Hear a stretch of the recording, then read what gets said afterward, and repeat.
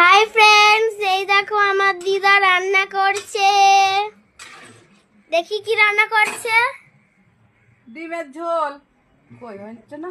এই দেখো আমার দিদা ডিমের ঝোল রান্না করছে। তো তুমি কি বলবে? আমি এই তো সবে রান্না বসেছি বন্ধু, এই সবে দোকান দিয়ে এসে রান্না বসেছি। আমি তো জানো কেরম কষ্ট, এই এই সবে রান্না বসাচ্ছি।